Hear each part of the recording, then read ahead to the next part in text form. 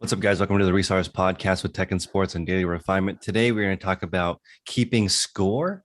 It is a methodology for reselling that we think will really elevate you to the next level. But before we get into that, we want to announce some housekeeping. So, we are going to do for the first time ever a fifth episode that is only for our Patreon. So, a fifth episode will be around the 28th of each month. And that's only in the Patreon, that will not go on YouTube. So just an extra bonus for everyone. And so we just want to do that because we have a lot of members now. We want to do something special for the group. Also, we want to reiterate all the benefits of the group. You get 5 full length podcasts per month at the $4.99 level. And I do a coaching call Monday through Friday at 6 in the morning Pacific Standard Time. On Monday, we have a book club at 4 or at 5 p.m. Pacific Standard Time. We have a toy call, which is new. We call it Toy Talk. Tuesday, we do Technsports' live call in the evening. He does coaching. Wednesdays, we do a women's clothing call, which we did today, and it was excellent as usual. On Thursday, we do either a bookkeeping call to help you with accounting, keeping track, or photography. We alternate every Thursday. Friday, we have a jewelry call. And also we have Jack's Amazon call at 4 p.m., which is going over Amazon at a high level and also online arbitrage. And then we have a 24-hour Zoom room that people are in chatting and discussing and working all throughout the day. So a lot of benefits for our Patreon members. We appreciate everyone in there. Any other thoughts, Tech, before we get into the episode? No, that's pretty much everything. And like you said, we appreciate everybody. We're approaching 1,000 people in the group, and so far the group has been amazing. And value everybody in the group and all the discussion that we're having, and everything is always super positive. All right. I agree. Let's get into the show today, which is about keeping score. So I really like this topic because of you, I now like listing. That's maybe the number one takeaway from this call, which is I like listing now because I'm looking at it as in how long does it take. I need to learn all the things about it. It's become a game to me and how fast I can do it. And I no longer dislike it. So I think that's a huge thing. I never got the impression from you that you hate listing. It's just something that you do. Well, it's not my favorite thing in the world, but I Yeah. don't mind doing it. I do enjoy doing it. The thing that I like about listing the most is that, prior to like the eBay life that I'm doing now, like which takes up the bulk of my time, I spent a lot of time on the road, a lot of time working open to close, sun up to sundown, a lot of time dealing with a lot of people, managing a lot of people. And I always enjoyed at the end of the day to just sit down, put my headphones in, turn off everything, and just sit there and list almost mindlessly. And by doing that and just being with myself and my own thoughts, it allowed me to really get a lot of things straight, a lot of plans in action, and really a lot of the things that I'm doing, even on this day, were developed just sitting there listing, thinking, just trying to strategize and make moves for the future. But, listing, I look at it as totally keeping score. I try to list the most out of anybody in the niche. I try to list the fastest out of anybody in the niche. I try to have the best listing quality report. I try to make sure the listings are as perfect as possible. But all of those things are games that I play with myself because I am pretty competitive and I like to wake up in the morning and my full focus throughout the day is to be the best. So I want to be the best lister, the best item specifics, the best prices for the best customers, and sell the most things. So all of those things are things that I keep track of on a daily basis. And I think it's very important to document what you're doing. So that way there's always going to be a baseline. And that way you can see if there's any sort of deviation up or down. Because if there's no baseline, we don't know what to do to make improvements. So sometimes people in the group will ask a question without establishing a baseline. And before they establish the baseline, it's hard to direct somebody what to do. If they say their sales are down, compared to what time period, what sample size are we looking at? Oh, I'm just looking at the last 2 days. All right, well, let's look month over month. Let's look year over year. And Victoria in the group, she was analyzing her sales, and then she looked at year over year and she's up 98%. Mm-hmm. But when we look at a short sample size, that's when a lot of knee-jerk reactions happen. Mhm. And a lot of us, it's hard to understand that we might only be up 6% this month, but that's 6% up over 8%, over 12%, over 15%, over Mhm. 4%. And at the end of the year, it's a huge compounding percent increase that we all have to establish a baseline. So that way, if things are down, we have the baseline established. That way, if things are up, we know what we have to keep doing. So part of that is being accountable to yourself, documenting everything, whether in your mind or on a paper, on a chart, on a calendar, and just keeping score with every single aspect inside of eBay.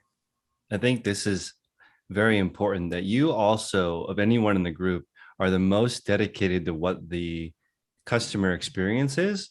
So when you provide the best title, you're making it easy for people to find your item. And I would argue that you have the most accurate representation of your item in the photos. So if you look at it from the customer's point of view, they want to know every angle of the item. They want to know all the flaws. They want to know all the features.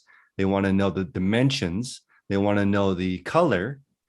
And your photos are designed to provide all of those. Now, if you're optimized, if you're keeping score on does it look like the catalog, that's a different score than is it accurate for the customer. So there's a lot of things that people are keeping score that don't affect their sales. And so everyone keeps score. It's just we want to make sure you're keeping score on things that move the needle and help you list more items, help the customer convert more. eBay is going to give you a certain number of eyeballs. So you want those people to actually buy something. If you have the best everything, best price, best selection, all of these things, I think it really helps you focus your energy versus other things may actually reduce. If you're worried about what eBay wants or what Google wants, those are separate than what the customer wants.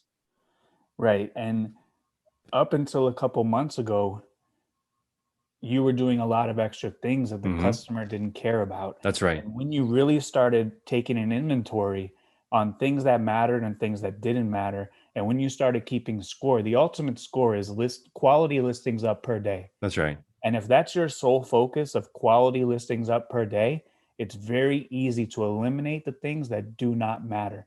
If something is not going to be a direct correlation with getting a quality listing up, you can probably eliminate it. And when we wrote down our processes, your process was 16 steps longer. You've trimmed out 90% of those things that were longer than my process, and you're still alive. Your store is kicking, your conversion rate is up, you're making sales, you're making more money. So once you analyzed what really mattered by truly looking at it, you're able to keep the score and say, like, this doesn't matter. And for me, everything is either on or it's off. There's no in between. You can't like in between edit your photos. There's no such thing as halfway editing photos. You Mm-hmm. either edit photos or you don't.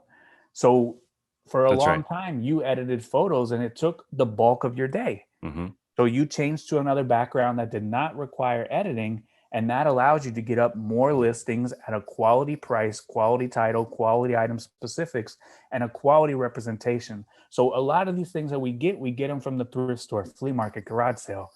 I believe when you do a catalog setup, pure white background, a lot of photo editing, that can give a false representation of what the item is. And if you give a false representation of the item, you will have a higher return rate. Mm-hmm. Higher returns cost money, higher returns cost time. Higher returns can also lead to a 5% increase in final value fees. So you have to figure out within yourself, does this matter? Do I need to do this? Is it beneficial to my business? And is it ultimately at the end of the day going to help me get up more quality listings? Yes or no? And if it's not, leave it alone. If yes, then that's something that you need to do for your business and that's something that you need to focus on. So backing up just a moment, the way I came up with 16 steps longer is I wrote down what I was doing. Right. So look at the how you're doing things. Like everything matters. If you have to and you start to notice when you listen and you watch people, for example, if you start your day with a 1 hour coffee break, and you write that down. So you do a full time audit of what you're doing, and you wake up at 5, but you don't start listing until 6. And like you said, if you look at your eBay listing is confirmed email, and the first listing goes up at 6 a.m. and the next listing goes up at 8:45. What happened in the 2 hours and 45 minutes between the two listings? Did you figure out you ran out of photos? So you listed the first item and then you didn't have any more photos. So then you went to go get your photography set up. So and then you realized, okay, one of the light bulbs burned out, and then you misplaced your camera. All these things, when you write it all down, you start to realize where the weakest link is. And Shane in the group was saying the lowest hanging fruit is the thing that takes the longest. That's the easiest to improve because that one has the longest. I mean, has the most improvement possible. Right. And until you establish that baseline, you don't know what process is taking the longest. So you don't know where to focus your attention. My attention every single day is listing 250 quality listings. That's my full focus. That's my attention. So nothing in this world is going to prevent me from doing that. Mm-hmm. If your processes, photography, listing, prep, putting stuff away, shipping, once you establish all the baselines for how long those things take, Mm-hmm. you're going to say, man, I spend the bulk of my time doing a bunch of research or something. That's right. Or I spend the bulk of my time doing photography. Mm-hmm. If you spend the bulk of your time doing one of those tasks, Yep. you need to focus on that task at that time and learn how to streamline the process and get it done faster. Reevaluate your processes, and then maybe shipping takes too long because it's taking you too long to pick your items. So now shipping becomes the lowest hanging fruit. So you need to put your full focus towards that, get that process brought down until it no longer takes you the longest time. And once you do that and you go around the horn a couple of times, then you can be totally streamlined and optimized. And by then, your full focus just becomes nothing changes. This is my listing goal. My full focus is getting my listing goal done. And that becomes the reseller nirvana that we talk about. Shannon in the group says that when she first started with us, it would take her till 8, 10 o'clock at night to list her 35 items. She's getting done now at 10:30 in the morning. Mm-hmm. Because she's whittled away, she's chopped away at all of these processes, streamlined them, eliminated things. And now what took her the full day and a half is taking her a quarter day. So she could either spend time with her family, go walk at the lake, go to the park, go to a yoga class, whatever she wants to do. Mm-hmm. Or she could double her listings and be done at 2 or 3 o'clock in the afternoon. And that is going to double her business, and she's going to make a tremendous amount of more money. So it all depends on what you want to do, but everything needs to be tracked. Everything needs to be scored. Everything needs to have a baseline established. Those emails that come in and say, congratulations, your item has been listed. Mm-hmm. My goal, my game is to have that email come in every minute that I'm listing. Yep. I don't want your congratulations, your item is listed at 8 a.m. and congratulations, your item was listed at 10:45. I don't want that. I want 801, 802, 803, 804, so on and so forth. Because at 250, I cannot afford 3 minutes between listings, 5 minutes between listings, 7 minutes between listings. If I was doing that, I would literally be listing 24 hours a day. So let me give you guys an example.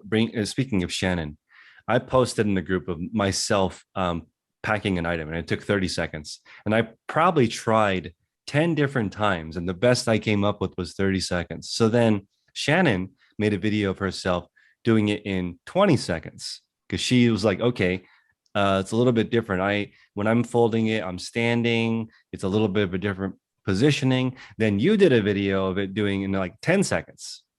So then, we start looking at, okay, what are the different things required? And now the photographer, or when I'm photographing the item, I'm already holding the item. So I might as well fold it at the same time into the shape that it will go into the bag. And then all I'm doing when I'm bagging is putting the item into the bag. Before, I was refolding it again. So it was basically folding and unfolding the same item several times during the process. So, but if you didn't film yourself, if you don't write down what it looks like, if you don't know how long it takes, then people can't even help you. So it's really important because everyone loves to help people, but you have to be specific on what you need help with. If you say, how do people get 10 listings done in a day? Look at the way that they do things, and then you'll figure out that it's possible to do 10 listings in 10 minutes. Right. And let's say, for example, that you were doing 100 listings per day and you shaved 20 seconds off of each one. Mm-hmm. That's 33 minutes per day saved. Yep. Every single day, 7 days a week. That's what, 3 or 4.5 hours per week saved, optimizing a task by 20 seconds. Yep. And at scale, 100 a day, it really adds up. But even if you're doing 100 a week, you don't want an extra 33 minutes per And week. exactly. Yeah. So all this stuff really matters when at scale, because none of us are doing one per week. If you're doing one per week, take all the time in the world. That's right. But once you're doing, 10, 20, 50, 100, if you can shave 20 seconds, 15 seconds, 30 seconds per listing, like that could totally change your world. Like if you're saving 4.5 hours per week, maybe you don't have to work on Sunday. Maybe you don't have to work on Saturday by just optimizing a task, one single task, the lowest hanging fruit that you focused on by 20 seconds. And when you start thinking about that, instead of putting the scissors down on a table, you walk back and put it where it was so that the next day you can just find it immediately. Everything, when you start thinking about shaving time in seconds, you end up having more and more time in the day to do things that you want. And that really is the key. So I wanted to do this podcast an hour earlier, but how do I do that? I needed to get everything really, really in line in order for that to happen, because if you want to finish an hour earlier, you've got to do everything an hour faster. So I love looking at keeping score, because I actually think, to be honest, that it's fun. As odd as that sounds, if you're not keeping score, it's like if you were to go watch a basketball game in the playground and they were playing for score and they were playing not for score, you could tell. You could tell right away by people's behavior if they're keeping score or not. Totally. And for you, people can say like your focus has been like, building your store, going back and making your listings better. Mm-hmm. But that has not been your full focus. Your full focus has been getting all of your work done in the least amount of time possible, so you can go home and see your baby and hang out with your wife. Yep. And there's no reason why you should have a newborn, grow your store from 7,000 to 27,000 items, have a side project just for YouTube, upload a video every single day for the last 28 days, have time to do the group and the podcast, if your full focus was not getting all of this stuff done in the least amount of time possible. Whatever you're fully focused on, you will certainly achieve, but you have to be fully 100% committed and focused on the task. I actually added up all that time. So podcast, YouTube, listing 150 a day, exercising every day, trying to sleep 7 hours a day. And it's 140 hours, which is crazy to me. There's still 28 more hours in the week. There's so much time in the week if you actually write it all down and look at it. What do you want? Do you want to spend 10 hours a day sleeping? No problem. If that's your priority, you can basically adjust it however you want to. And I think it's so powerful knowing what you actually do with your day. It's the greatest superpower. If you have command of your day, you feel amazing. But if you don't have command of your day, that's where everyone starts. You work in a job you don't like. So there's 8 hours of your day given to somewhere that you don't like, plus 1 hour commute there and 1 hour commute back. That's 10 hours of your day that you don't control and don't like.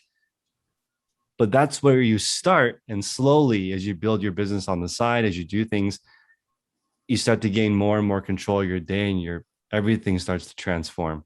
I think that's really, you can't just skip the controlling every single part of your day. I think there's so many people, more than 85% of the people that listen to my YouTube channel still have their regular day job.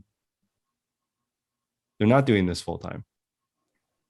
So that might be the most important piece, is having the ability to command your day. Yeah. Because if nothing goes wrong for me, Yeah. my day is fine. Everything can get done. Mm-hmm. If car breaks down, machine breaks, guys don't show up for work, it's Mm-hmm. a much more difficult day. Yeah. Regardless, the result has to be the same for me. That's just how I roll. Yeah. But for people who don't have command of their day, Yeah. that's where they struggle to be consistent. That's right. But I think that the way that you run your business, where you already know what you're gonna do the day before. Tomorrow, you already know what tomorrow looks like. Yeah, You know what the next year looks like. right. And that gives you tremendous control to adjust because you're always texting me. This person didn't show up. Something happened to this person. This machine broke, car broke. Everyone else has those same things, but because they don't have a structure, they can't adjust. It just ruins their day. So what is it? Do people need like a literal schedule, like a class schedule or like a work schedule to help stay on track? Because if you have command of your day, you will succeed 100% of the time. When things go sideways, that's where people trip up. I think that's exactly right. I think that if everyone, I made the joke in the group, if everyone worked for you and we showed up, the day would already be planned. No one would wing it. They would get to work. All the things that they were supposed to do that day would be set up. And I think if they had to make a personal phone call, I still think it would get done Right. because you So just know. Go ahead. yeah, so like for Shannon, for example, who went from a 10 or a 12-hour day to a quarter of a day, Mm-hmm. she obviously has all of her ducks in a row to enable her to get done in that amount of time, which before maybe she didn't always do her photos at this time, maybe she didn't do her listings at this time. But for everything for me, I literally do the same thing at the same times every single day. Mm-hmm. Wake up, see how many items I sold the previous day by checking the traffic tab. Go to my eBay, look at the graph, see how much money I made the day previous, see how many items I have to ship, answer all the questions, answer any offers that came in overnight, respond to any returns, respond to any cancellations, check the resolution center, make sure there's no item received cases, make sure there's no credit card chargebacks. After that, send invoices to awaiting payment. And then after that, I start my listing and I list all the way until it's done. If I finish a little bit early, I'll go back in and fix my quantities for items that were unpaid. Mm-hmm. Um, if not, then the day is done and I'm free to do whatever I want after that. It goes in that same series. Even before I had employees, it would be wake up, go ship, do the thrift route, come home, take photos, list. It was the same every single day. There was no day where I woke up and said, all right, today, first thing in the morning, I'm going to do photos, then I'm going to source, then I'm going to ship, then I'm going to list. Never. It was always the same cadence, the same routine. Nothing ever changed. So if something did knock me out of line, I knew what I had to get back to and I knew what was coming next. And because I did everything on like a daily basis. So like shipping, everything's got to go out today. Sourcing, everything that I find today needs to be photographed today and needs to be listed today. If I don't find anything, I have nothing to photograph. If I have nothing to photograph, I have nothing to list. So all of those things were dependent on each other. And if one of them didn't get done, then I had nothing to do. I had no listings going up. I had no photos to be taken. So my schedule was pretty strict and it required me to do everything because that's how I set it up. So if you have items that are in a death pile, maybe like they've been there for months, there's no urgency for you to knock them out today. Like Mm. maybe that's really what it is everything for me was an urgency. And if I didn't list those items today, I was going back out on the route tomorrow. So like I don't need to go on the route tomorrow and buy more stuff when I have a death pile sitting here. So like since everything was an urgency and in that exact order, if one thing didn't get done, then the entire day was impossible to do. I was just listening to the Golden State Warriors. Steve Kerr was saying in the third quarter, during halftime, they watch film on the first half and look for things that they were doing in the first half that they don't normally do. So because you have sort of the same day every day, when something does happen, I think you can see it coming and adjust. And I think that's a big deal. I think maybe that ability to adjust, because you say you list until you get done, but it's not the same amount of time. You get interrupted too. Mm-hmm. And but the thing is, when you get interrupted, you go straight back to working. Maybe that's a skill that people need to learn. Well, probably a lot to do with that is that this day that I do every single day Yeah. is an enormous habit. I've been doing it for Mm, so long yeah. that even if something happened, as soon as I'm finished, I have to get back and do this because this is what I do every day. Yeah. And when you work for yourself, no one is going to cut you a paycheck on Friday. So, like all my businesses that I have, they started from me. They started from me working myself. So, I was always the number one most accountable person. If I wanted to get paid today, I had to wake up and go to work. It's not like you work at CVS and you can just coast and you'll still get paid. Hmm. So, when you're self employed or you have your own business, you're accountable to yourself to wake up and go to work. If you don't wake up and go to work today, eBay is the only business. If you don't wake up and go to work, you still get paid because you have listings up previous. Hmm. So like a lot of people just wake up, they know items are going to sell probably, and like there's no repercussion necessarily for not listing today. There's no Mm, repercussions for not listing 2 days in a row. There are repercussions for not listing 10 days in a row, right. but like 1, 2, or 3, you can get away with that. You still sell a couple items, you skate by, it's all good. But for me, for being self-employed, self-reliant business owner for such a long time, it's ingrained in me. Like if I want to get paid today, I have to get up and go to work. And now, before I was as accountable to myself, but now I'm accountable to a lot of other people. Mm. And all of these other people depend on me to wake up and go to work. If I tell everyone, all right, we're not listing today, they're going to look at me like I'm crazy. And what did I do? I send them home and say, well, we'll just try again tomorrow. And then when they come tomorrow, I say, man, I'm not feeling it today. There was a couple curveballs. Let's try again tomorrow. It doesn't work because I'm accountable to them, accountable to my kid, accountable to the family, accountable to the group, accountable to everybody. And that habit is so strong that it would have to be a mighty big curveball to knock me off of that habit. And I think that developing such strong habits is very, very important. I think your identity is a big deal, because you say I list 250 items a day. I say I list 150 items a day. But in the morning call today, somebody said I struggle with listing. If that's your self-talk, then you're going to continue to struggle with listing. You have to change your the way that you talk to I get my 5 listings up a day. That's just who you are.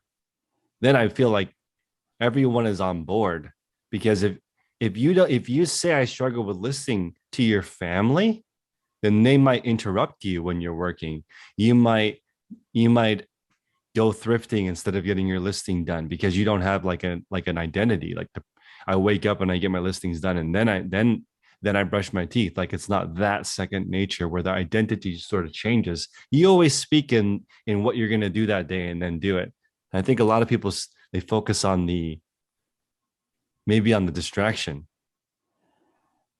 Right. When you word it like that, that could be distracting. But when you know if you struggle with listing, if you know you have to solve that problem, then you can focus on it and solve the problem. So, what portion of listing do you struggle with?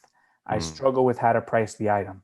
Okay, we can mm, focus on that. yep, We can learn Terapeak, we can learn Solds, and we can become a better lister. yep, I struggle at listing. What portion do you struggle at? With my titles, with my keywords. yep. Okay, fine. We can focus on that. We have a 50-page document about keywords for women's clothing in the group. Hmm. We can look at items that perform well and we can gather evidence why they performed well. But just saying that you struggle with listing, there's no way to fix that. That's right. The only answer to fix that is you just have to do it. That's the answer. Yep. But if you say I struggle with my prices when I'm listing. I Mm-hmm. struggle with research when I'm listing. Those are all things that you can focus your energy on. And once you fully focus on them, you can improve them. So just like you focus on doing all of these things you have to do every single day Mm-hmm. in the shortest amount of time possible. If I told you, Chris, you got to do all this stuff in the shortest amount of time possible, you can get it done very easily. Mm-hmm. That's the mission. That's what I got to do. Okay, I struggle with listing. Okay, what portion? With price. Okay, we need to focus on becoming an expert in the niche. We Yep. need to focus on buying more of the same kind of items so That's we know right. how to price them. We need to focus on not going outside and buying these crazy things that we're going to spend 2 hours researching. We need to focus on these types of things. And once you get your prices in line, figure out what your next focus should be. But just saying that I struggle to list, what is the struggle? And once the struggle is figured out, then it could be addressed, focused on, and fixed. Thanks for listening to the Resellers podcast with Technsports and Daily Refinement. If you'd like to listen to the rest of the episode, please join us at patreon.com/the Resellers podcast, where you can listen to all 50 episodes that we've recorded in this podcast in full form, and also hundreds of other hours of coaching in different niches and different specialties. And access to our Facebook group is also available in the Patreon. So we'll see you guys next week. Thank you.